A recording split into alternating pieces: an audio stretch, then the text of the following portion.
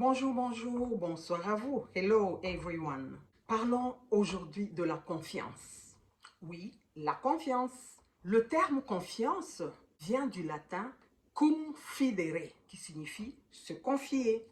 Qu'est-ce que donc la confiance? La confiance est ainsi définie comme un certain niveau de probabilité subjective, ce qui devrait permettre à un individu de croire que l'autre accomplira ce qu'il attend de lui. Faire confiance en quelqu'un signifierait dès lors envisager la possibilité d'une coopération. Qui parle de coopération parle d'entente, de collaboration, n'est-ce pas? Question. Est-ce que la confiance est un sentiment? Eh bien oui, la confiance est un sentiment. Et quel sentiment? La confiance est un sentiment de sécurité. Quand on fait confiance en quelqu'un, on se sent en sécurité avec cette personne. La confiance est donc un sentiment de sécurité, de foi, de sûreté. Donc quand on croit en quelqu'un, quand on fait confiance en quelqu'un, on se sent en sécurité avec cette personne, on se sent en sûreté, on est sûr de cette personne-là, on a foi en elle plutôt. Alors, pourquoi fait-on confiance en quelqu'un? Justement parce que cette confiance simplifie les relations sociales. Quand on fait confiance en quelqu'un, on élimine, on suspend ses peurs. C'est-à-dire, en aucun cas, tu peux penser, par exemple, que non, elle va me faire du mal, me vouloir du mal, peut me faire du mal. Non, quand on fait confiance en quelqu'un, on ne pense même pas à tout cela. Ça, c'est de un. Et de deux, quand on fait confiance en quelqu'un, cela permet de remettre ce que l'on a de plus précieux à quelqu'un d'autre. C'est-à-dire ton amitié, ton intimité, ton intégrité, tes secrets, tes espoirs, tes émotions, tes vulnérabilités. La liste est longue. Pourquoi je viens vous parler aujourd'hui de la confiance? Eh bien, tout simplement parce que de nos jours, nous ne savons plus en qui faire confiance. We don't know who to trust. Le monde est pollué, le monde est pourri. De nos jours, on ne sait plus qui est vrai, qui ne l'est pas. On ne le sait pas du tout. Je vous amène une triste histoire. Cette histoire se passe à Kinshasa. Une jeune dame s'est fait tuer à cause de sa bonne volonté, à cause de sa bonne foi, à cause de son bon cœur, à cause de sa bienveillance. C'est une dame qui priait beaucoup, qui faisait ses affaires, qui avait beaucoup de biens, qui avait plein de projets. C'est une dame qui gagnait bien sa vie. Elle était mariée, elle avait aussi des enfants. Alors, à une certaine période de sa vie, la dame s'est dit non, j'ai besoin des chauffeurs. Et plutôt que d'aller chercher à gauche, à droite, elle a décidé de prendre des personnes qu'elle connaît très bien, des personnes en qui elle fait confiance.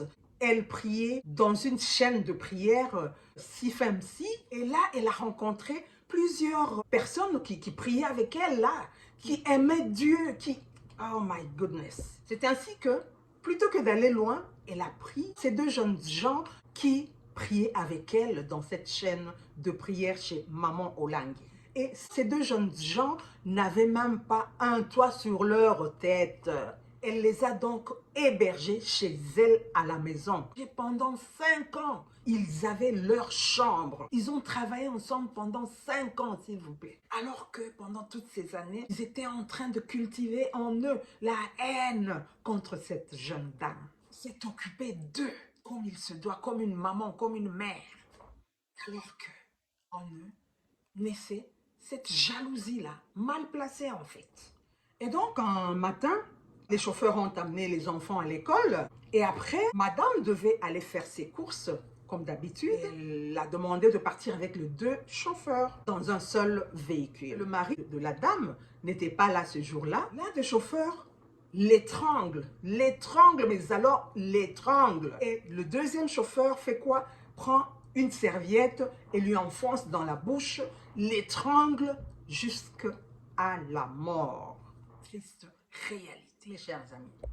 Faites attention, faites vraiment attention. Ce n'est pas parce que quelqu'un prie avec toi que ce quelqu'un est correct et juste. Non, il y a des frères et sœurs en démon qui viennent aussi se cacher dans nos églises. Des frères en crise qui se sont juste cachés dans des églises, dans la prière. Et voilà que ces frères en crise, une fois qu'ils ont trouvé un toit, un boulot, la jalousie a commencé à s'implanter dans leur cœur contre leur patronne à cause de ses biens. Et un jour, ils se sont décidés juste de l'éliminer. Et pourquoi? Juste pour vendre l'une des parcelles de cette dame-là. Et ils se sont dit, si nous l'éliminons, nous ne serons pas inquiétés. Alors que ça n'a pas été le cas. Et qu'est-ce qu'ils ont fait de ce corps? Ils sont allés le cacher dans leur chambre à coucher. Et le lendemain, ils ont creusé dans la parcelle même et ils ont enterré la dame.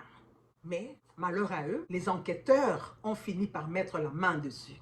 Et donc, je voulais dire ici, c'est quoi la leçon à tirer de cette histoire? Pour juste éveiller un peu les esprits dormants de ceux-là qui pensent et croient que toute personne qui prie craint réellement Dieu.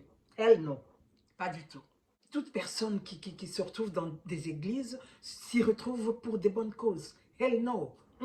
Il y a des mauvais esprits qui se cachent dans les églises, des sorciers qui se cachent dans des églises. Il y a des hommes mal intentionnés qui se cachent dans nos églises. Ne pensez pas que tout frère, toute sœur qui prie avec toi est réellement frère en Christ, est réellement sœur en Christ. Non, il y a des frères et des sœurs en crise qui ont porté la peau d'un agneau et qui se sont cachés dans des églises sous la prière, dans la prière, qui un jour finiront par montrer, exposer leur peau réelle. Voilà qu'un jour, leur vraie face est sortie juste parce que il y a eu cette jalousie par rapport au bien personnel de cette dame-là. Et ils ont fini par lui faire du mal jusqu'à la mort. Franchement, on peut faire ça? C'est vraiment triste. Donc, mes chers frères et sœurs, faisons beaucoup attention en qui nous faisons confiance de nos jours. Voilà un peu, mes frères et sœurs, l'histoire que je voulais partager avec vous par rapport à ces jeunes gens qui se sont appelés frères en Christ, alors que c'était des frères en crise qui se sont juste cachés dans des églises et par après ressortir leurs griffes d'un lion pour pouvoir éliminer leur patronne. Par sa bienveillance, elle a perdu sa vie. Allez, prenez bien soin de vous et à la prochaine. Merci beaucoup.